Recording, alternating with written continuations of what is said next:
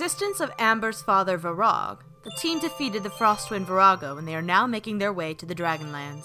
The only problem is while Varag knows the entrance, he cannot read the instruction manual well enough to unlock the code to get into the Dragonlands. Handing the manual to Amber and Ivan, through trial and error and several fiery blasts to the face... What the... Ow! What? Why? Roll 2d6. I didn't do anything! The group managed to keep talking and not explode to unlock the way. The first glimpse of the Golden Dragonlands is overwhelming. You see giant golden shapes dancing about in the sky. Jets of flame burst forth from their fronts as they circle each other and collide. Varag turns to you and says, "Welcome to the land of golden dragons." I suddenly feel smaller. The first stop is the inn to take care of the usual amenities from food to boarding. While Simula and Cross head to the blacksmith to get his new bow looked at, Ivan and Varag have a little chat about respecting his daughter. Guess what, sport? It's time for the dad talk. Okay, sir, fire away. Oh, do you really want the fire? Or would you prefer the ice breath? Snap! Whatever you choose is fine, sir. I'm willing to respect anything. Amber and Owen talk to the innkeeper, Lanrea, regarding food. However, it appears the oven breaks down, leaving the inn with no way to cook their food. Thankfully, Owen offers to create a hero's feast for the tavern in exchange for rooms for the night. At the armory, Cross has his bow appraised by a skinny blacksmith by the name of Ruth. She tells him the bowstring has a peculiar aura coming off of it that allows the arrow to explode on impact. The rest of the group catches up with Cross and Simula, who has now disguised herself back to her human form. Amber and Cross each purchase armor and weapon enchantments before heading back to the inn. When they return, Owen provides quite the hearty feast for the tavern. The innkeeper thanks the cleric for providing the food and water for the tavern, even hugging him. Taking advantage of the time they currently have, Owen decides to play a game of cards with one of the patrons, Illithor. Owen wins outright, taking 250 gold pieces from him in 2 rounds. Seems it wasn't Illithor's lucky day. Cross goes over to the innkeeper to ask for some food for Simula, albeit the innkeeper's cleaning up quite the mess. After getting some food, Simula gives a revelation to the group. The man they've been searching for, Vorgren Vineblight, is here in the Golden Dragon Lands. With this information, Simula's quid pro quo is to tutor Cross in... something. It's not clear what she'd train him in. Cross just accepts it blindly, much to the rest of the group's protest. This prompts Owen to talk about the situation with Arkoth. And what makes you think that Arkoth couldn't see this coming and just play it against you? Well, that's a very good point you raise. Well, he wouldn't know anything about us now, would he? Yet he wouldn't expect this because he doesn't know all of you as well as I do. He seems to know quite a bit about us. Oh, what makes you think he knows so much about you? You don't know. Simula raises her eyebrow. Don't know what? She doesn't. I find that very hard to believe that you don't know anything about that. Oh. I find that very hard to believe indeed. Simula crosses her arms. Mind your tone. Cross outright admits that he feels inferior to the rest of the group because of everyone else having magical abilities, seemingly forgetting that Jalaram, by all accounts, is the most inferior when it comes to magic. Feeling like he's being hounded by the rest of the squad, he storms off to the hot springs. Reluctantly, the rest of the group follows, minus Amber. To cheer her up, Varag tells Amber a little bit about her mother. Her name was Esminus. She nursed me back to health, much to my chagrin at the time.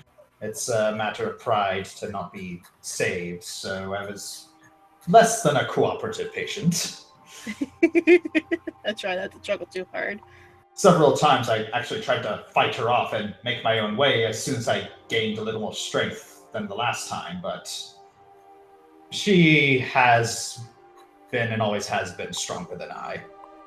Amber still has her doubts about trying to combat cruelty with kindness to Simula.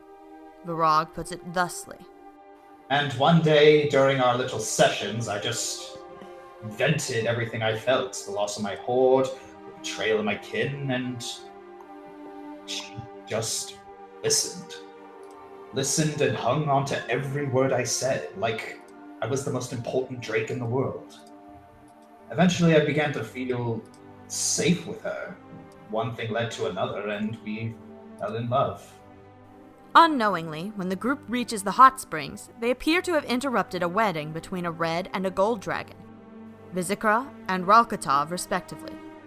It's you see the red-haired woman look towards you and give a very unladylike squeal. Ah! Amontolo, you promised no one would find us! Amontolo shakes his head and says, no, what I said was short of divine intervention, no one would find you. And then the one in the one in the golden hair, he says, Vivi, it's fine. They aren't locals. I can tell. Besides, a marriage cannot be valid without witnesses, now can they? Being respectful, they act as witnesses to the lovely ceremony. Amontolo even asks Ivan to help play a wedding song for the happy couple.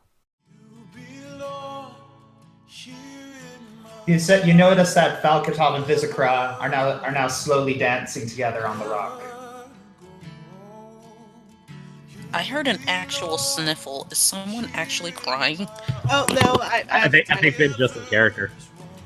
It's No. me. Really, It's such a pretty scene. Finn, my you God, are Finn. so adorable. Everyone's spirit seems to have lifted by the ceremony. All except Cross, who tells Ivan he doesn't want to be around people right now because of his emotional state. After soaking in the steam from the springs, they all tuck in for the night. But who's waiting for them but the Cheshire Cat? Samuel looks at the cat and her eyes widen. There you are, Mr. Fluffykins. What? The cat tells them he had a premonition something bad is going to eventually happen, but he's unsure of what. On the other side of the tavern, Ivan and Amber discuss Cross's behavior, both earlier in the day and at the springs.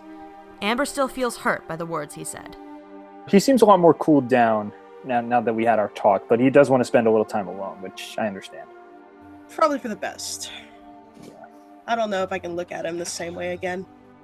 The way he looked at me, like I was just some stupid animal. Ivan comforts her, reflecting on Cross's behavior until they're interrupted by the group in Urnian by scrying. They catch up on things, giving a summary of what's going on. It's talk of Cross's behavior that triggers Jalorim to talk about his own experiences in battle.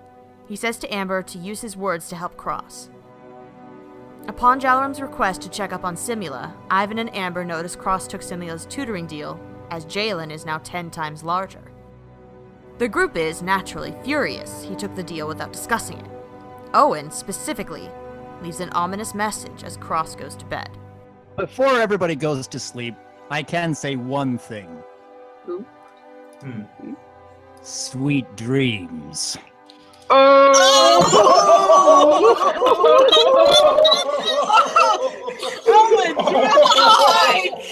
Mike, drop.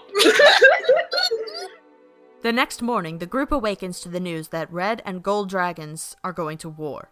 Both leaders, Caladrius of the Golden Dragons and Sulaza of the Red Dragons, are ready to rip each other's throats out over the disappearance of their children, the couple at the hot springs. Ivan manages to calm down the emotionally driven leaders to tell them with no help from Cross that the two eloped in the hot springs. Ivan assures the two leaders that they will find the two dragons as long as there will be no bloodshed between the warring factions. With no hints at direction, and Virag being called away to the other dragons, a strange humanoid in a weird mask gives them clues as to where to find the two lovers, possibly in the direction of the priest's living quarters. However, instead of the priest, they find Arkuth Wormwood. The warden says he discovered spells tucked away in Simula's journal back in Directian. Assimilation magic. I call this creation Visitov. Those who can speak Draconic will know that as meaning true love. Oh my gosh! You monster! No way. I'm no monster. I am now a god. As he teleports away, the goal now is to prevent the Chimera from dying. Cross doesn't listen and decides to stab it with an ice-infused dagger to weaken it. Ivan remembers the wedding song from the other day and decides to play it for them in order to soothe their emotions. Look deep inside. You remember the song, don't you? You remember how happy you were on that day. To be in each other's arms, splashing around in the water, dancing with each other. You remember this. Come on. I swear the dice really wants you to win. Come on, this is a beautiful moment. The power of They the know big. It's a beautiful moment. The dice just want to play a really good story right now. And yes, the dice really want the story to play because you'll never believe what they had. You never believe what they just rolled to try and break through the enchantment. Nat 20? Nat 20? No, Nat 20. They nat 20'd out. Yeah. Are you kidding? The power of tipping compels you. Oh well. Through the sheer power of will and the love for each other, Vizitov collapses. The rest of the dragons find them and put the Chimera under heavy sedation.